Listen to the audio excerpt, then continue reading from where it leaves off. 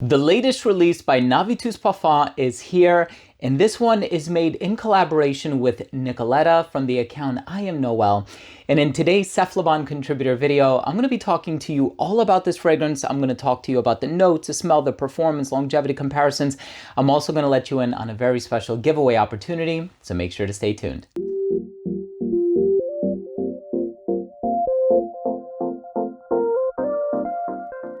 Before I begin today's episode, I do want to start things off by saying that if you're a fan of fragrance-related content, and of course, if you love smelling your best, hit subscribe, hit the bell, and give this video a thumbs up for the YouTube algorithm. It would really mean a lot to me. So, if you are a fan of gourmand perfumes, I think this is one that you need to check out. And there is a giveaway opportunity, so please, because this is a Cephalabon contributor video, the only thing you have to do is follow the first link down below in the description box. It's a link to cephalabon.com. After you've become a registered reader, just drop a comment on the article. It's a really simple process, but you got to make sure to check back on over to cephalabon.com on the date that is mentioned in the article, because that's when the winner is going to be announced, right? You're not going to get emailed or anything. Make sure to check back on over to the site. Best of luck. This is one for the gourmand lovers. So this has, and listen to this, milk froth, brown sugar, toffee, caramel, heliotrope, which gives off a bit of an almondy presence, Madagascan vanilla bean, Indonesian benzoin, so it's a bit ambery in the dry down, musk, and Latin American tonka bean. And of course, this was made by perfumer Christian Provenzano. And I know Christian Provenzano has done so many incredible fragrances for many different brands, like the Spirit of Kings, and I can just go on and on. This fragrance, however, with those gourmand facets, the vanilla, the tonka bean, the brown sugar, that lactonic vibe in the opening, I think this is one that is going to keep you warm and cozy, especially right around this time of the year, winter time. This is super ideal. So I'm going to talk to you about the smell in just a little while. Let's start things off with a quick look at the presentation first.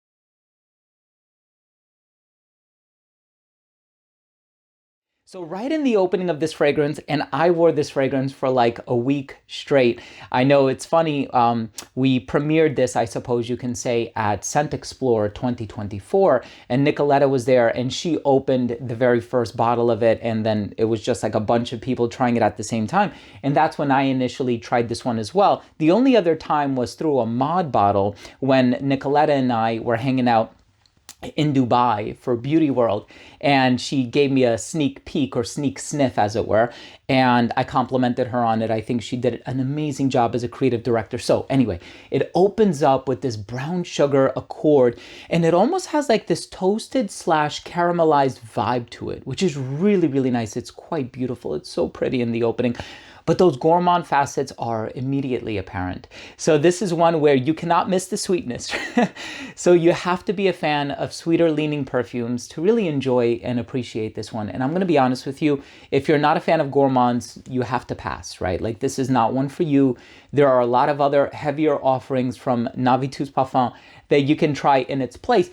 Even if you want something more amber leaning, there's Arcanum, there's so many others. But this fragrance, if you like the gourmands, that toasted sugar, it's a little sugary, it's sweet. The vanillic presence, it's not too thick. And you know, a lot of times in perfumes, if the vanilla is quite rich, it can almost come across smelling a little bit boozy.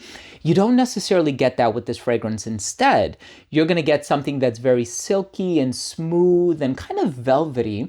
And the tonka bean almost, it does provide that creaminess to the composition, but it's a really nice pairing to the vanilla. You can tell that both of those are working together in the really nice harmony. So it's a very highly complemented, you know, set of notes. They work in this sort of complementary fashion, is what I'm trying to say here.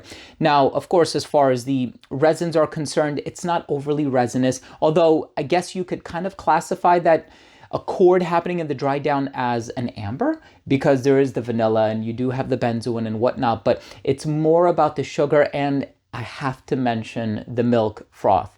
And I love how it kind of has this imaginative aspect to it in the opening, where it's like, okay, what does milk froth smell like? Literally, it does possess a smell, but what is that translation like from an actual beverage to a perfume? And having that lactonic presence in the opening is so interesting. And I think it's, again, a perfect pairing to the sugary aspects and the vanilla and the dried down.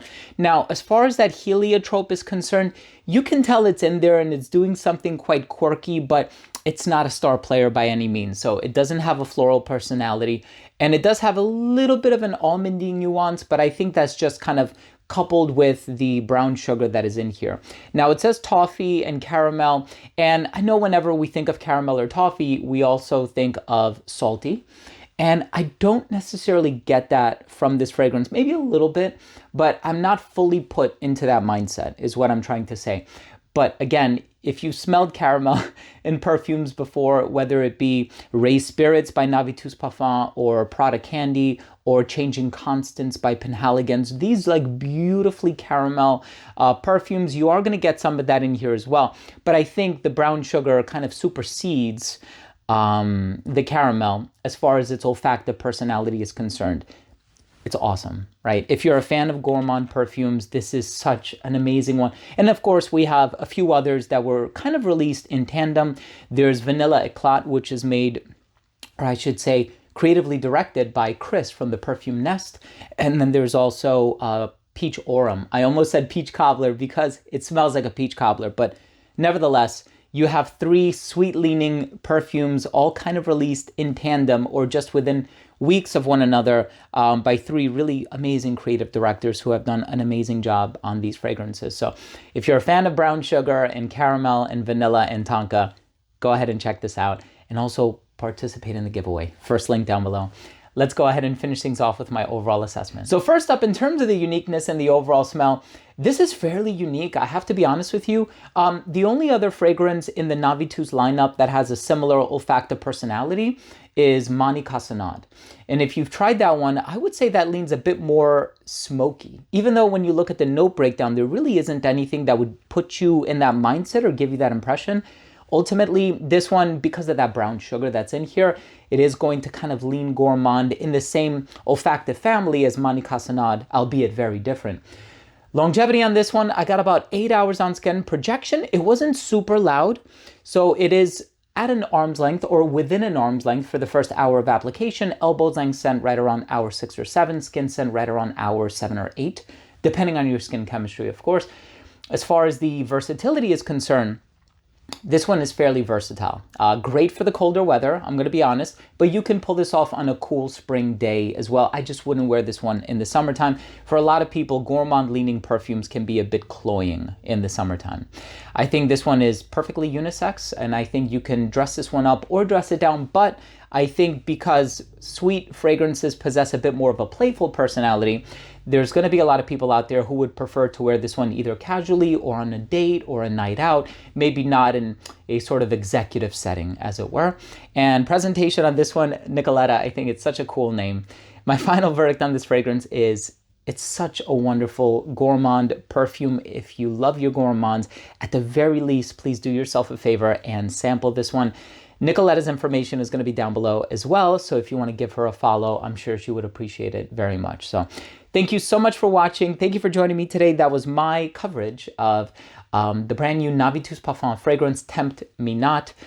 Please check out cephalabon.com. Participate in the giveaway. First link down below. Thank you so much for watching. And of course, if you took anything of value from today's episode, I would really, really appreciate it if you would consider supporting the channel by clicking subscribe, hitting the bell, and once again, give this video a thumbs up. It really means a lot to me.